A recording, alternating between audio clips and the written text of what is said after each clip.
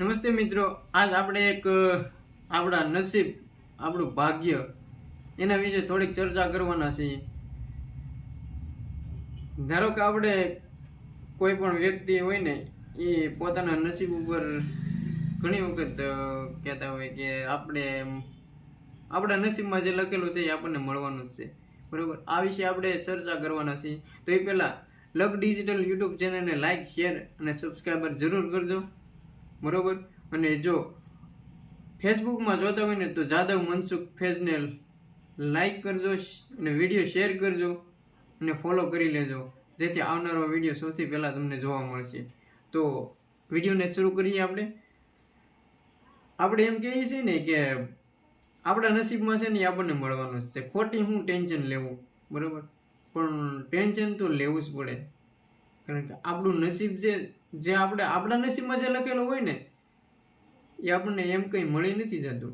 એના લક્ષ્ય સુધી આપણે પહોંચવું પડે. એના ઉપર એક તમને નાની એવી વાત કહી દઉં કે ધારો કે આપણો કોઈ ભાઈબંધ હોય અને એની ઘરે આપણું જમણવાર એને કર્યું હોય, બરોબર, કે આજ મારો ભાઈબંધ આવવાનો છે, બરોબર, એના માટે મિષ્ટાન બનાવવું અને પકવાન આપણી માટે બનાવ્યો હોય, જમવાનું એની ઘરે બનાવ્યું હોય, અને એ જમવાનું ક્યારે મળે? એની ઘરે આપણે જઈએ ત્યારે. એટલે કે જ્યાં આપણું ભાગ્ય છે ને ત્યાં સુધી આપણે પહોંચવું પડે. આપણા નસીબમાં હોય ને એ આપણને મળી ન રહી, એના માટે આપણે સંઘર્ષ કરવો પડે. મુશ્કેલીઓને પસાર કરી અને આપણા નસીબ સુધી આપણે પહોંચવું પડે. ત્યારે આપણા નસીબમાં જે લખેલું હોય ને ત્યારે આપણને મળે. અને આપણે ઘરે ને ઘરે બેસી રહીએ ને તો આપણા નસીબમાં હોય ને એ પણ બીજાના ભાગમાં વી રહે છે. એટલે આપણા નસીબમાં છે એ મળી રહેશે. આપણે એમ કહીએ ને કે આપણા નસીબમાં છે આપણને મળવાનું જ છે, ખોટી હું ટેન્શન લેવું, બરાબર. એટલે એવું નથી, પણ આપણા નસીબમાં હોય ને લખેલું એ આપણને મળે જ, પણ એની પાછળ આપણે મહેનત કરવી પડે છે. અને જો આપણે ચમકવાનો ઈરાદો હોય ને તો પહેલાં આપણે ઘસાવવું જ પડે. જેમ કે જો આપણે હીરાની વાત કરીએ તો જે નાનો એવો પથ્થર જ હોય, બરાબર, પણ એની કિંમત ન હોય, બરાબર. હીરાના કારીગરો હોય છે એને ઘસીને ચમકાવે છે. ક્યારે?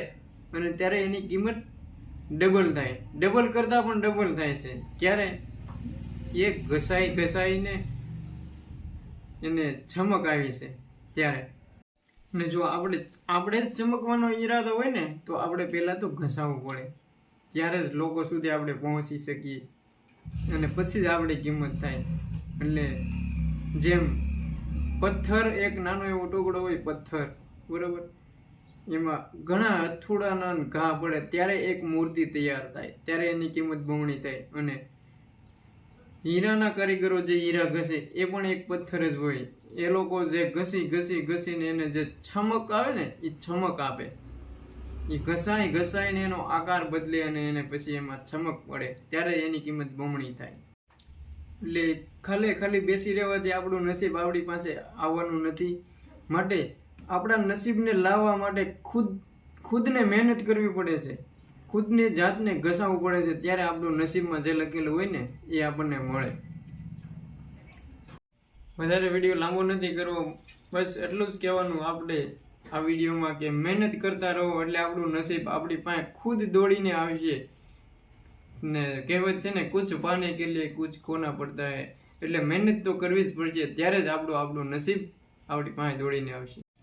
અને આ વિડીયો ગમ્યો હોય ને તો વિડીયોને શેર જરૂર કરજો અને વિડીયો લાઈક કરજો અને ચેનલને સબસ્ક્રાઈબર કરજો.